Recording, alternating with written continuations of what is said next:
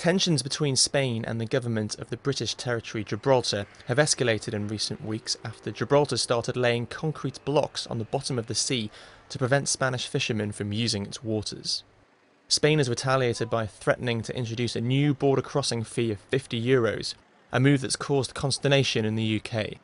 Habrá un diálogo sin lugar a dudas, porque el gobierno español dialoga con todo el mundo, pero lo primero que tienen que hacer es quitar esos bloques de hormigón, permitir a los pescadores que se pesquen, y el control de la verja es un control que está firmado, que está establecido, y desde luego el gobierno lo que hace es un control exhaustivo de su verja contra el contrabando y desde luego contra el fraude fiscal. Spain's position has angered Great Britain, with Foreign Secretary William Hague saying the UK stands shoulder to shoulder with the people of Gibraltar at a time of increasing Spanish rhetoric. It looks like diplomacy is failing here. We're in a very unusual situation. Usually when two prime ministers of allied countries get on the phone to each other, everything has been worked out in advance to make sure that they're going to get on, they're going to have a constructive conversation, and they're going to have some resolution at the end of it. What we saw yesterday was quite extraordinary. We saw a call between David Cameron, Mariano Rajoy, at the end of which both governments briefed something completely different about what had happened during that call. That might be an issue with translation, but I suspect that it's an issue just that the two governments cannot agree right now. Britain and Spain don't want the issue to become a big obstacle to bilateral relations, but Gibraltar's position between the two countries adds an element of unpredictability to the situation.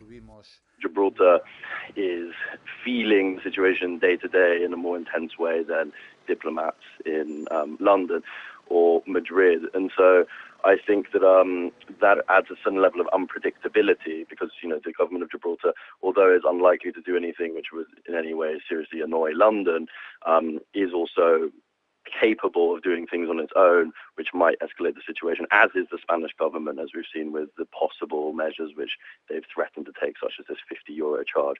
So that adds a level of unpredictability. I think the rest of Europe are probably scratching their heads at what's going on now.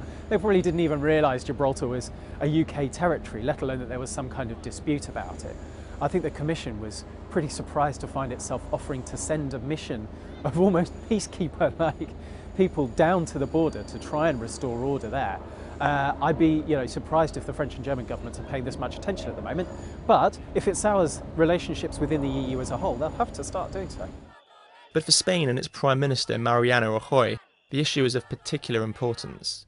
His Popular Party has taken a hard line on Madrid's claim to Gibraltar, and there's popular support for an issue that could provide a welcome distraction at a time when the government faces a funding scandal which has dented the Prime Minister's popularity.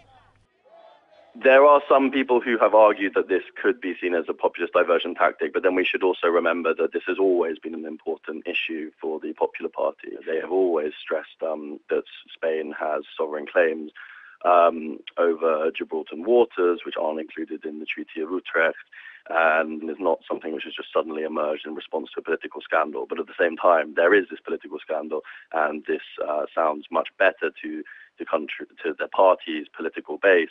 And the party has seen its support fall quite sharply in recent months as a result of this scandal. And so it's better to be talking about this than to be talking about corruption. I think that's clear. I think what the Brits are hoping is that as the situation improves in Spain, maybe the economy starts to pick up and the party funding scandal there starts to fade, the Spanish will become a little bit less combative on this issue and start to dial down the border controls, in which case it can fade from the agenda and everybody can move on. The worry is that if things don't get better for the Spanish domestic government, will they actually ramp things up as a way to detract attention from what's going on there?